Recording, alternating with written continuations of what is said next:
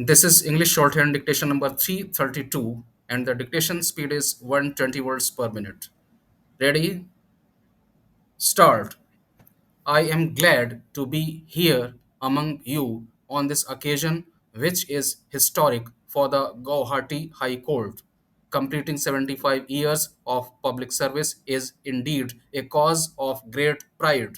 So, let me first congratulate all the judges, lawyers, and court employees of the past and the present for their significant contributions to this outstanding institution.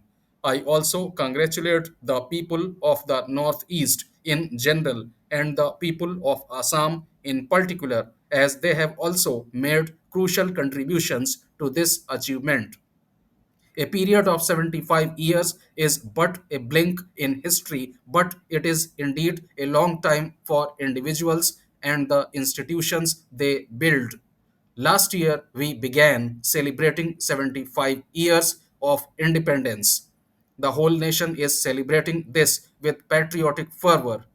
Milestones like this make us aware of the past that has shaped our present. That is also true for our celebrations today. Today's occasion reminds us of the vision and commitment of those who shaped this institution in its early years. The Guwahati High Court, of course, holds a unique place in India's judicial landscape. After its inception in 1948, it had jurisdiction over seven states for more than 6 decades and still has jurisdiction over four states. At one point of time, its jurisdiction included Assam, Nagaland, Manipur, Meghalaya and Tripura, Mizoram, and Arunachal Pradesh. After the establishment of separate high courts for the states of Manipur, Meghalaya, and Tripura in 2013, the Guwahati High Court has jurisdiction over the states of Assam, Nagaland, Mizoram, and Arunachal Pradesh, with its principal seat at Guwahati and three permanent benches in Kohima, Aizawl, and Itanagar. The Guwahati High Court has also established a distinct identity for itself by producing a number of legal luminaries, some of whom have also ascended to the distinguished position of the Chief Justice of India. It has also received attention for delivering several landmark decisions. I am confident that the Guwahati High Court will continue to serve the people in the same manner in the years to come. The northeastern region is possibly the best example of how various communities have lived together historically. As a result, it has rich ethnic and linguistic diversity.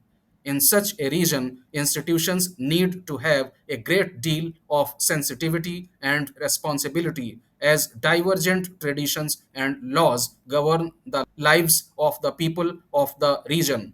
The indigenous people of the hill areas prefer conciliatory processes rather than somewhat adversarial systems. Some of the customary practices for dispute resolution prevalent here are not only expeditious, they are also highly effective. The legislations applicable to different areas may vary, but the entire area is administered by a common high court.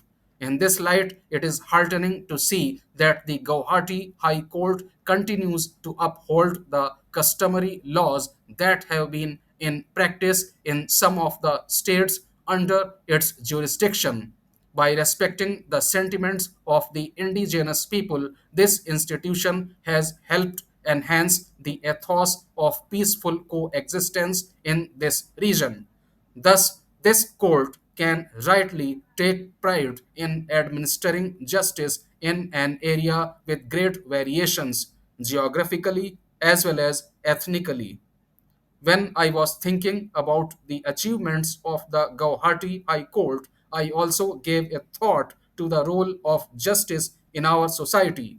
The foundation of India as a modern republic is our magnificent constitution, whose cornerstone is justice. The framers of the constitution had a vision that had emerged out of our glorious freedom struggle. They envisioned independent India as a nation where all citizens were equal in every sense of the term. Equality was meant not only as equality before law. That is why their notion of justice was quite expansive. Justice includes economic and social justice as well. Indeed, it expands beyond two or three aspects, and it becomes the duty of every generation to make the term meaningful in its time. In our time, I believe we must become sensitive to ecological justice. Environmental degradation has led to great injustice to many communities around the world. In fact, we need to be sensitive to other species as well as towards the whole ecology because humankind as a whole has done unprecedented damage, that is, injustice to the other members of Mother Nature's family. Working towards ecological justice can take many forms, and the legal fraternity, I am sure, will also make meaningful contributions to it. Speaking of justice, I cannot help but repeat what I have said before. I strongly believe that justice, by definition, has to be inclusive, and this must be accessible to all.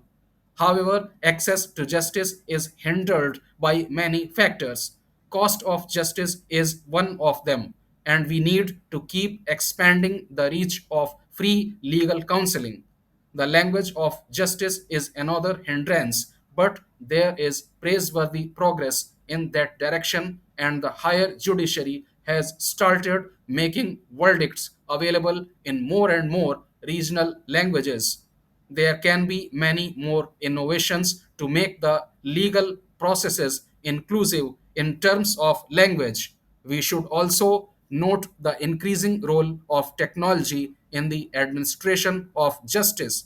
This welcome development has been solving many problems that had affected the system for long. I especially urge the young generation to find technological solutions in the legal domain that can provide a helping hand to the poor and the needy. I once again congratulate all individuals associated with the Guwahati High Court on the occasion of completion of 75 years of its service to justice and jurisprudence. I wish you and this august institution all the best for the journey ahead.